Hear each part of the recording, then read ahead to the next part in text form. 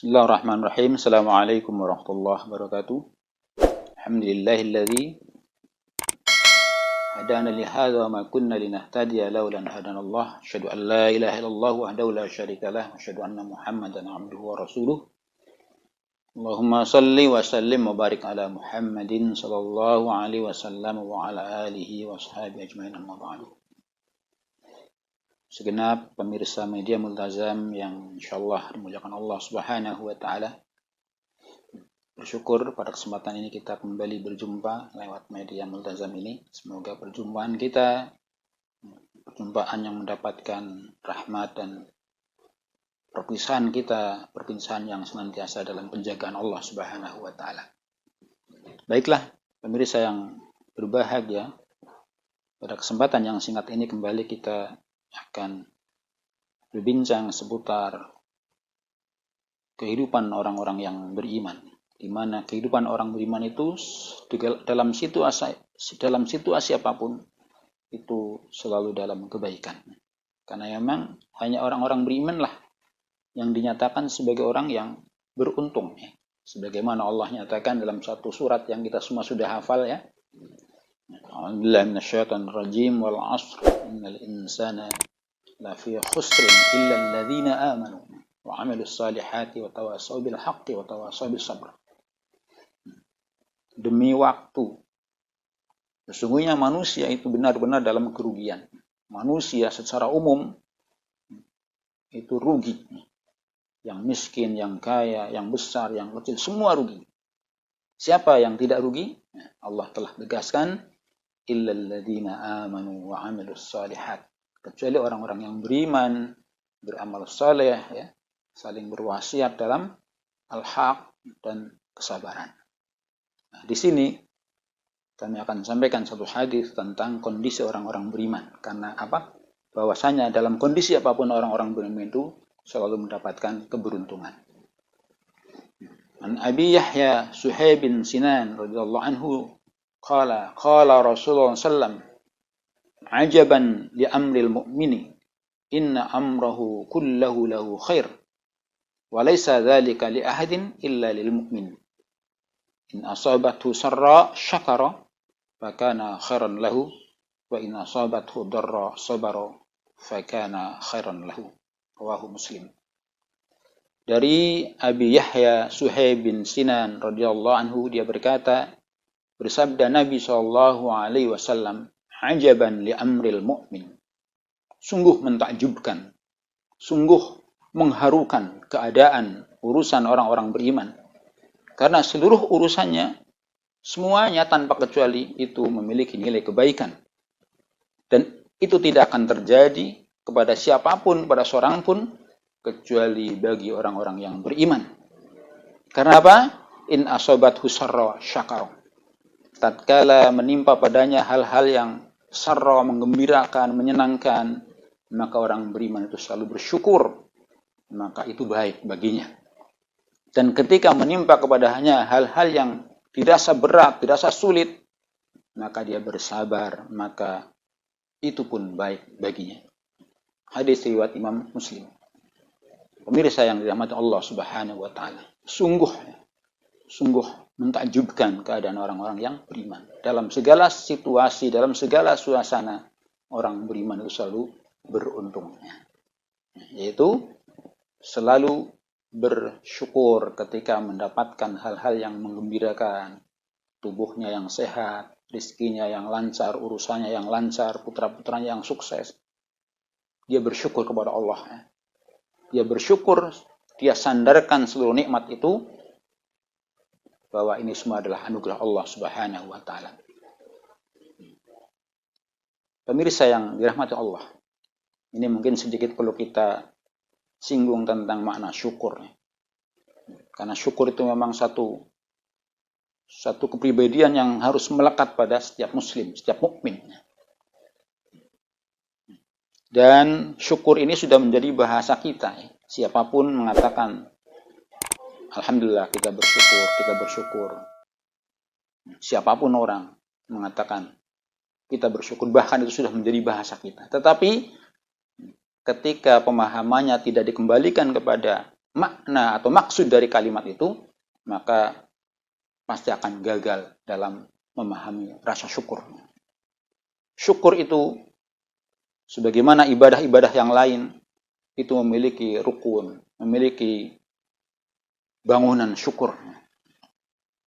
Karena syukur itu memang diperintahkan dalam banyak ayat. Misalkan Allah sebutkan, A'udzubillahi minasyaitonir rajim, ya ayyuhalladzina amanu kulu min thayyibati ma razaqnakum washkuru lillahi in kuntum iyyahu ta'budun. Wahai orang-orang yang beriman, makanlah kalian dari yang baik-baik dan bersyukurlah kalian kepada Allah jika memang kalian mau beribadah kepada Allah. Nah, syukur ini memiliki rukun. Yang pertama, dalam hati meyakini bahwa tidak ada satupun nikmat yang kita rasakan kecuali itu semua sumbernya datang dari Allah Subhanahu wa taala. Wa ma bikum min ni'matin faminallah. Tidak ada satupun nikmat yang sampai kepada kalian kecuali itu memang sumbernya dari Allah. Jadi tidak boleh kita menganggap misalkan kita sehat itu karena usaha kita. Kita sukses itu semata karena usaha kita, tidak boleh. Itu bagian dari menuju sukses, tetapi hakikatnya semua itu datang bersumber dari Allah. Fama bikum min ni'matin faminallah. Sehingga seseorang tidak akan mudah terjerumus pada sifat takabbur tatkala dia sukses, karena menyadari bahwa sukses ini adalah nikmat daripada Allah Subhanahu wa taala. Sehat juga nikmat dari Allah Subhanahu wa taala. Kita terselamatkan dari bahaya itu juga datang dari Allah taala. Yang kedua, kita selalu menyebutnya tahmid, alhamdulillah.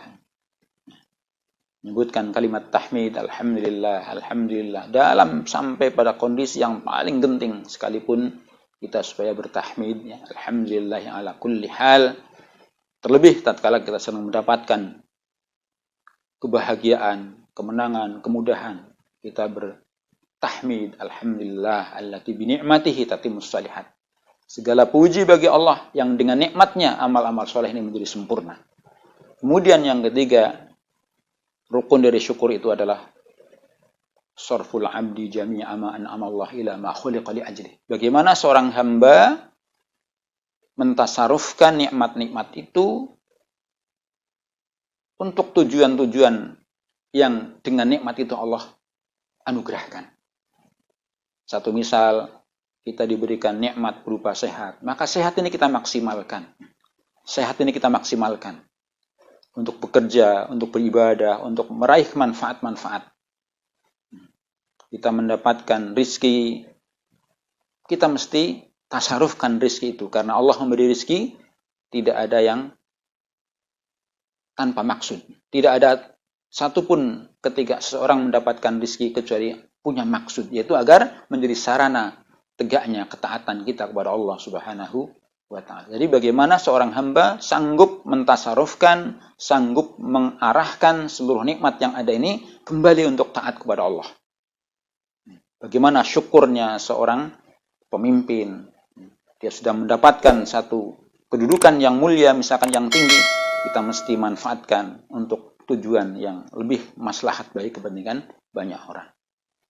Dan begitu seterusnya dan seterusnya. Dan selanjutnya, ketika kita bersyukur kepada Allah, maka tentu Allah sudah berjanji, la in syakartum lazidannakum wa la in kafartum inna adzabi lasyadid. Ini sekelumit saya singgung tentang makna syukur supaya benar-benar syukur ini menjadi satu yang terimplementasikan dalam aktivitasnya. Karena itu maka orang yang bersyukur itu ternyata Allah sebutkan tidak banyak.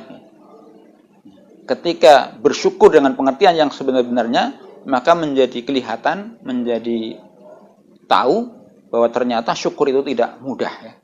Kalau diucapkan gampang, tetapi ketika syukur dengan pengertian yang sebenarnya, maka syukur ini menjadi sulit, menjadi berat, dan bahkan sedikit orang yang mampu bersyukur. Sebagaimana Allah nyatakan, wa qalilun min ibadiyasy syakur, sedikit sekali hambaku yang pandai bersyukur. Ketika syukur ini kita kembalikan pada makna yang sebenarnya. Nah, kita bersyukur orang-orang beriman itu ketika mendapatkan anugerah, kita bersyukur kepada Allah dengan penjelasan yang singkat tadi saya sampaikan. Kemudian orang-orang beriman itu ketika dihadapkan pada kesulitan, musibah, wabah, segala macam, yaitu tetap bersabar. Bersabar, menahan diri untuk tidak melakukan hal-hal yang berbahaya. Tidak melakukan hal-hal yang bertentangan dengan aturan, ya. Untuk tidak melakukan hal-hal yang berdampak pada negatif yang semakin luas bagi orang lain. Nah, kalau kita masuk ke konteks suasana yang sedang kita hadapi, ya seperti itu. Sabar menghadapi corona, kita ikuti arahan pemerintah, ya, untuk mengisolasi diri bagi mereka yang sudah dinyatakan positif, ya. Kemudian bagi mereka yang sudah berada di satu tempat untuk menahan diri tidak pindah ke tempat lain, ya. Karena memang tidak nyaman, ya, tidak nyaman. Tetapi itulah konsekuensi yang harus kita lakukan, ya, dalam menghadapi masalah, ya, terutama wabah ini. Kita harus bersabar dan semua itu adalah kebaikan. Sehingga tidak ada satupun yang dirasakan orang-orang yang beriman itu kecuali Allah sudah menyiapkan kebaikan-kebaikan sebagai gantinya, sebagai pahala baik yang bisa dirasakan langsung di dunia ini, bahkan pahala kelak di akhirat. Jadi as-sabru kas-sibri murrun fi madzaqatihi lakin awaqibuhu ahla minal asal. Sabar itu memang pahit, berat, tetapi akibatnya lebih manis dari madu. Demikian semoga kita. Bismillahirrahmanirrahim. Assalamualaikum warahmatullahi wabarakatuh. Alhamdulillahilladzi hadana li hadza wa ma kunna linahtadiya laula an hadanallah. Asyhadu an la ilaha illallah wahdahu la syarika lah wa asyhadu anna Muhammadan abduhu wa rasuluh. Allahumma salli wa sallim wa barik ala Muhammadin sallallahu alaihi wasallam wa ala alihi wa sahbihi ajmain amma ba'du.